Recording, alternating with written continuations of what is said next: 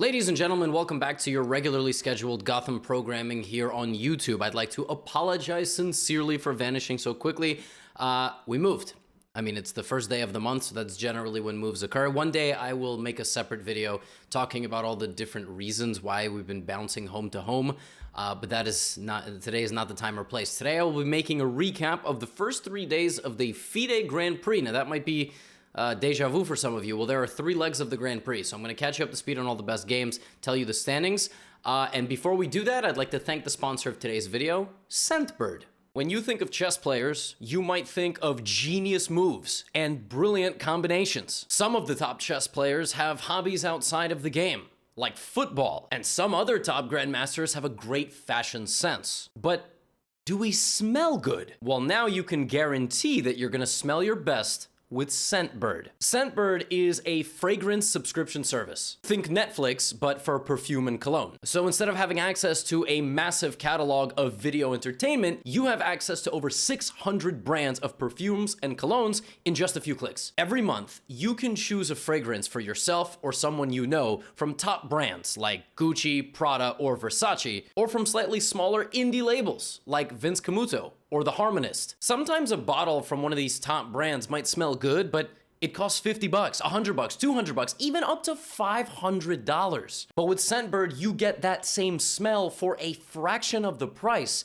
but up to 8 times more than a sample bottle in that store. This is what you get. And inside of this, you see the vial of the fragrance. You can pull it out. There are some interchangeable cases. This one in particular is Prada L'Homme. And alongside this, you get a description of what you've received. So you can see the actual casing, you can see a reference if you want to look it up, and on the back you get a description of the intricacies of the flavors, the scent, and at the same time where it was created. So this spray is Prada L'Homme. This one smells very earthy, and actually I really like this one, but I also received Apsu from Ulrich Lang. Now this one, it smells a little bit fresh, a little bit citrusy. It's very, very refreshing, but I think personally I prefer Prada. But that in a nutshell is the entire purpose of Scentbird, for you to be able to sample various fragrances from top brands that have a scent available for an absurd price,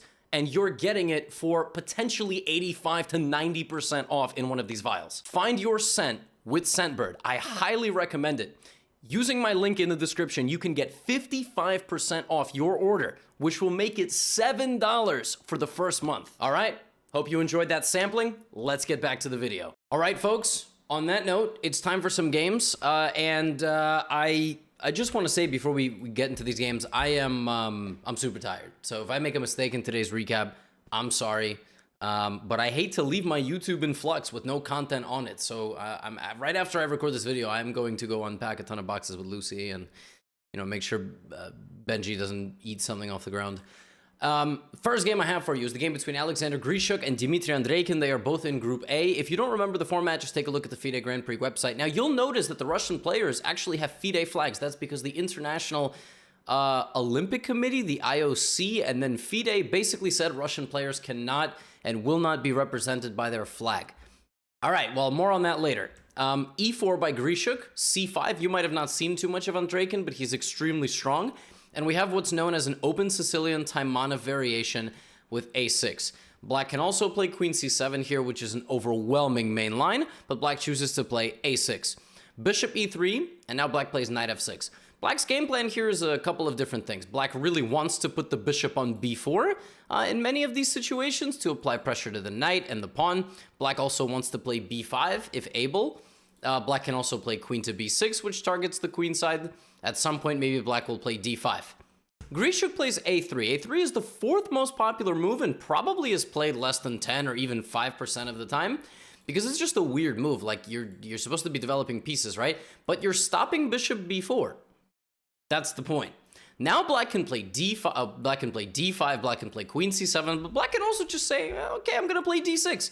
And the point of this is that Andreikin wants to employ a setup that's kind of like a hedgehog. So he has E6, D6, A6, and the completion of the hedgehog would be B6 at some point. Like, for example, Grishuk plays King H1, and now Andreikin plays the move B6. Now, this is a very flexible setup for Black, But if you already haven't played b6, there are better ways to go about this. Like you can take on d4 and then you can play b5, for example. You don't actually need to you need to go for the hedgehog. But he's staying flexible. Rook e8, queen f3, and on move 14 we have a brand new position. This has never ever occurred before. This is a very this is just a Sicilian, a pure Sicilian, where white is going to try to play e5, smash, f5, smash. Black is going to try to take a little bit of a longer queenside attack and maybe take on d4, maybe play something, a bishop to c6. So let's see what happens. Plays knight h5. He addresses what's going on over here, right? First he's going to address the attack, defend his knight.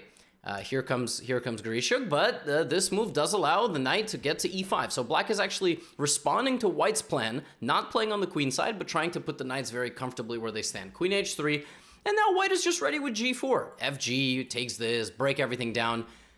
Now comes queen d8. Queen d8 is an incredible defensive move.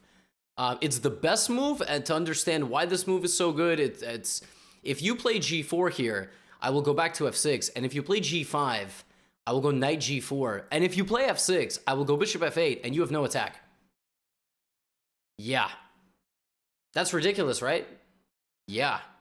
There you go. So f takes e6. So Grishuk decides to crash in on e6, and we have queen a5. Andrejkin says, all right, well, now you're pinned. How are you going to get out of this? Grishuk says, who says I have to do anything? My knights are coming forward. If you're going to compare whose plans have succeeded, it looks like white's plan has succeeded, right?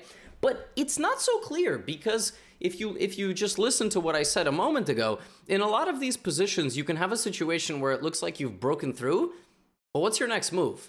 For example, look, Grishuk is playing every single piece near the enemy king. Everything. I mean, something's gonna go to f8. I mean, maybe he's gonna play g4 at some point. And here Dmitry Andrejkin plays such a savage move. I mean, this looks like a guess the elo move. Queen take.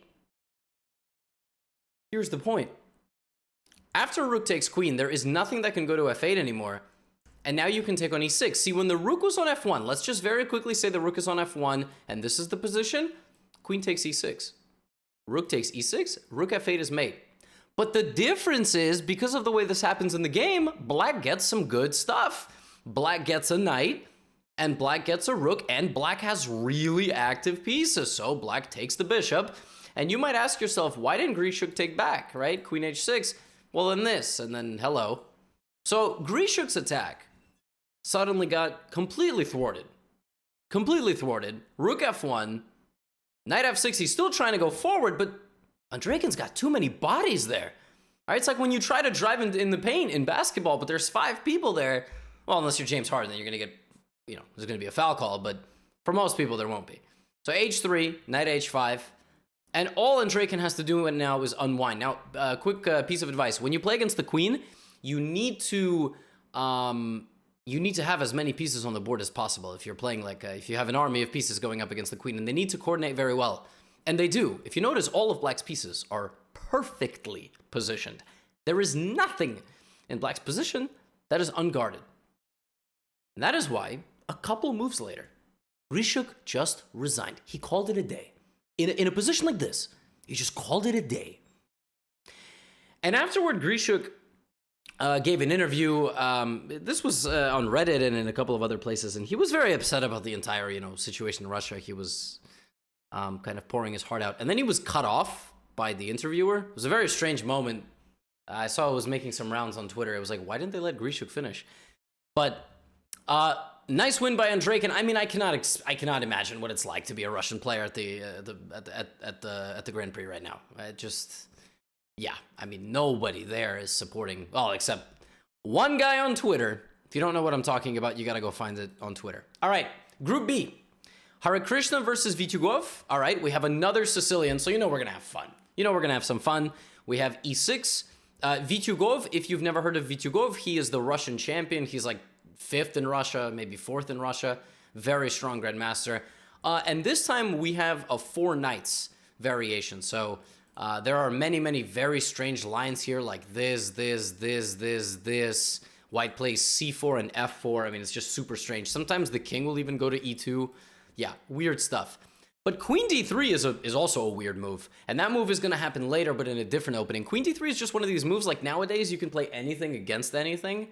So queen d3 is played, and take on d5. Now we have knight b4, like he's not even trying to win the pawn back. Then bishop c5. So he attacks the knight, leaves g7, because if you take it, then rook g8. I mean, I don't know. This is all, and now black plays king here. Like, what is this? I mean, this is not how super GMs are supposed to play. There's kids watching. What is this king f8 nonsense? I don't know. Anyway, knight e2, bishop d7, takes, knight takes d5. This position has been reached before, and white castled. And I think that was a game between Vidit and Tari. Knight takes d5. 3 things can take back. And yet, knight e4. Uh-oh. Hare Krishna has blundered. It's not checkers. You don't have to take back. Knight e4 hits the queen and the pawn, and now we have this check, and black is just up a pawn, and the difference in the quality of kings is astounding. One of them wears much better fitting shirts. And also the white king is completely open. The white king is living with no roof, and there is a hurricane coming, and his name is Nikita. Knight d4, queen f6. That's it. You had to move your queen out of the way. Knight f3, takes. So now white has to sacrifice a second pawn to survive. He plays rook e1. Vityugov is now up 3 pawns. Like, what? This doesn't happen in these top level games. He goes queen c5. And white resigns. Yeah. White just resigns. I'm crazy. I mean, guys were playing with like a very hot potato position. They followed a lot of theory. And then Hare Krishna just took and must have been expecting just a recapture and totally missed knight e4. Crazy. If they can do it, if they can blunder, you can also blunder. You're allowed now to feel less bad about your blunders. Okay, well that's an interesting result in Group B. Now we move to Group C. Vidit versus Shirov. Oh, this is a Sicilian kind of recap, huh? Rectangular pizza slice, huh? No, just the United States thing? I don't actually know if it is or isn't. This time we have a Najdorf. So last time we had a 4-knight Sicilian with knight c6 and e6. Before we had e6, knight c6, a6. Now we have the vintage Najdorf Sicilian. There are like 40 different moves here with white. No joke, there's like 15 or 16. And Vidit plays queen d3. So we see this odd queen d3 move again. Generally, the queen will go somewhere else, so it'll make another move. This was played the most recently in a game, not the most recently, but a high-level game between 2 dudes. You might know their names. Caruana, maybe you heard of him. Grishuk, maybe you heard of him as well. Candidates tournament. Yeah, high-level stuff. Knight d7, and Shirov is, former world number 2 in the 90s, almost played Kasparov for a world championship.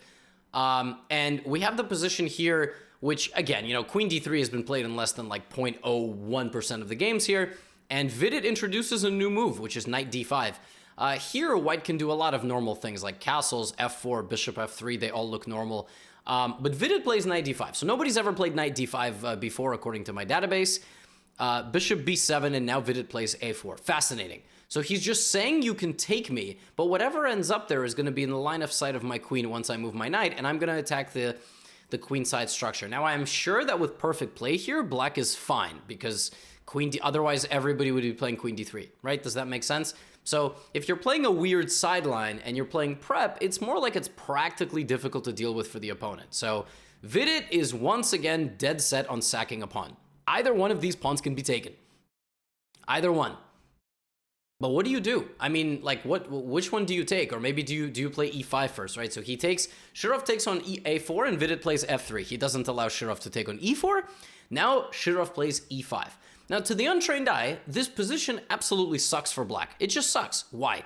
Positional horror. These light squares are just, I mean, oh my god, they're horrible. Doubled A pawns. Like, this is not an asset. You're going to hang on to this for the rest of the game. It's going to be terrible to defend it. You just have nothing. I mean, this knight is going to plant itself on f5. How do you ever get your king out of the way? in chess, you always solve your problems with one way. Bribery. No, that's the American government. Hashtag lobbying, hashtag... I don't know what my second hashtag is going to be. But yeah, I mean, that's basically what you do. You gotta not bribery. You gotta solve your positional problems with dynamics. So tactically, d5. Shirov just smashes the center open despite having 5 pieces on the back rank. It's incredible that he's able to get away with that, but it's the best move. Takes, and now queen f2. Queen f2 is a high level move.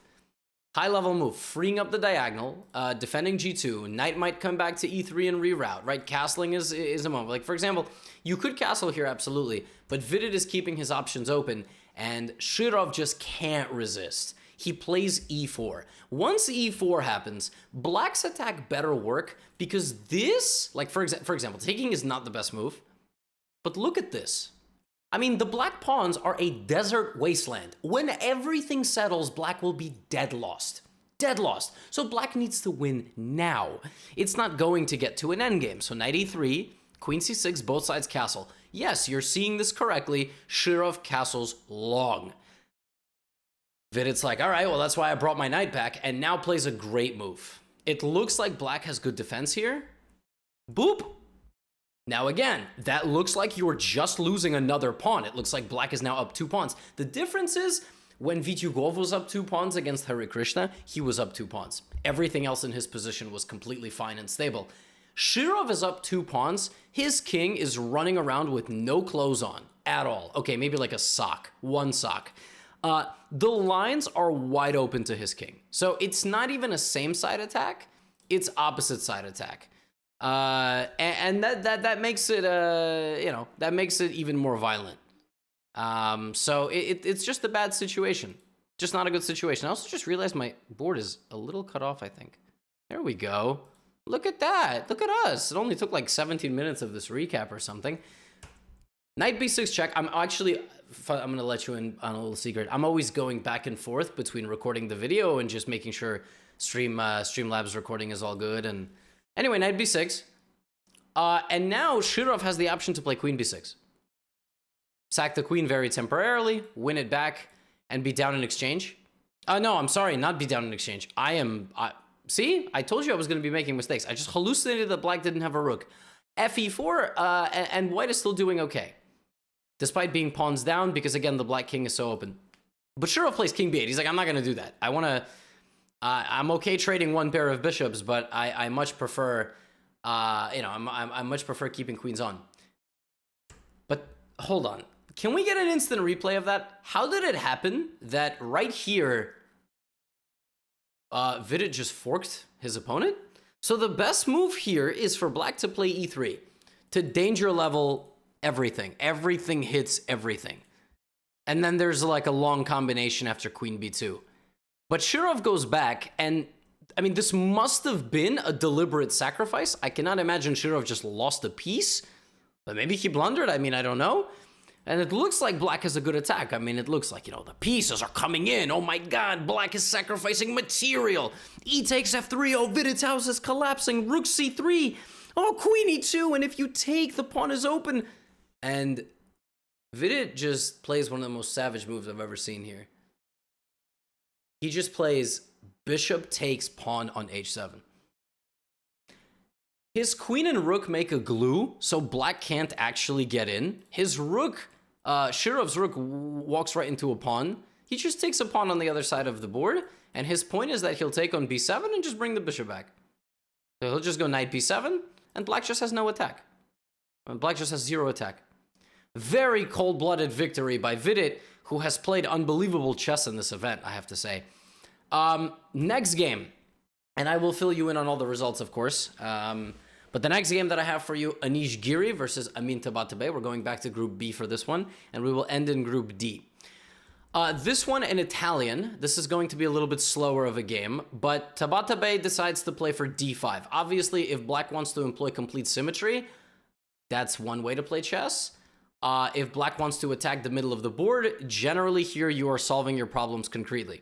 You might have also not heard of Tabatabai. Oh, wait, what happened to Tabatabai's photo? Wait, what? That's not good.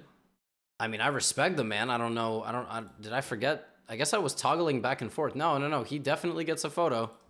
There we go. He's not much of a photo. He's kind of staring down. You don't see his face at all. But, yeah, you know, I digress. I digress has become part of my vernacular. Knight bd2, knight e4, bishop b6. And here, a move that has been played in many top-level games recently, this very interesting pawn attack. Point is that if you take on b4 like this, e5 hangs in many lines, but also there are various lines. I can go get your bishop on e6. I can play a4, trying to trap your bishop. B4 is some very trendy new idea. Tabatabai takes it with the d knight and volunteers his bishops for a damaging of pawn structure. Not bishops, just bishop. And Giri here plays rook b1, rook b1. Obviously pressuring this. Now, this looks like a free pawn. It's not, because bishop d2 and the knight is stuck. So you're just not getting your knight back. I'm going to play rook b2 and thank you very much. You hit the ball over the fence to your neighbor and now your neighbor is going to keep it. So h6. Speaking from experience, knight takes e5, knight takes e5. What the heck is going on in this position? Both sides have 6 pawns. Now, who's better? Probably white. Because white has better future prospects to build the center. This is a big weakness. It's a much bigger weakness than the a2 pawn. For example, queen d5 here, just even a4. How do you attack this pawn? Very easy, Gotham. Yeah, rook b5. Yeah, that's what white is going to do. a4, rook b5, and I'm going to laser beam everything. It's not easy at all. So rook b1, queen h4, and king h2, queen e7, and yeah, I mean, white is just better. But how does white show that? How is white actually going to win this game? Right? I mean, white is a significantly higher rated player. He has a better position. But will he win? f4, let's find out. Rook f3, bishop d2, and finally Tabatabai just decides to go for it, right? He just goes for this weakness. The quality of pieces, I would say, is roughly equal. A lot of this game is going to get decided by that pawn structure, by these weaknesses and the weaknesses of the squares. Not just the physical weaknesses, but also the weaknesses of the squares. So queen on e5, and Anish is slowly expanding beyond the prospects of just the pressure on the pawns, right? So he's pressuring the pawns, but he's also creating long-term play. Because black is going to be very passively defending his position, if this Tetris piece of chess pieces doesn't convince you that black is very passive, I don't really know what to tell you. What ends up happening is you cause yourself problems elsewhere. In fact, I should probably take this advice currently. When your mental health suffers, right, one thing is suffering, and then other things are going to suffer as a result. Maybe your physical health, maybe your productivity on YouTube. Listen, all your favorite folks that you might idolize on the screen, we all have our problems, even though some of them never talk about them. d4. I told you a while ago, right? Bishop c3, rook g3. There are multiple routes of Anish to improve his position. I also like to say if you win a battle on the queen side, middle, and king side, you're going to win the game. And right now, Anish is winning that battle on 2.5 sides of the board. Like this side, right? But all of a sudden, he goes over here, and something doesn't smell that good in the black position. Almost like it needs scentbird. Queen d8. Queen takes e6. Tabatabai has traded a pawn for a pawn, but b7 is falling, and he's just getting outplayed. Anish is in. Knight c5 is a forced trade. And Anish is a pawn up, but it is so much more than a pawn, folks. Like, it's still just a pawn, but now it's 2. And yet, believe it or not, I think somewhere here, yeah, white, the machine wants king g3. Like, it wants white to stay patient. It wants white to hold on to the extra pawn and very slowly build it up. In the game, Anish saw a way to go up 2 pawns, but somehow black gets active and black gets hope. And hope is a very dangerous thing to give to a man. Look at this. I mean, now it's equal pawns, right? But white has pawns are further advanced. And at the end of the day, you're hunting a king. So the thing is that if this pawn makes it to the end to become a queen, that's fine. If these pawns get over here, it's mate. So it's not just even promotion, right? So look at Anish slowly creating, I mean, that's a mate. You got to stop that. So he pins him. Rook a8 stops the pawn, h4. So Anish is using every last resource that he has. The bishop now goes to f8. The rook dances behind, picks up the a-pawn, and Anish just has to find a way to consolidate. He forces a trade, of bishops, and the game is over, because even though you can push to the end, it's check, check, and then I pick your rook up. And yeah, I mean, Anish just wins a very nice game. I mean, like, relentless pressure.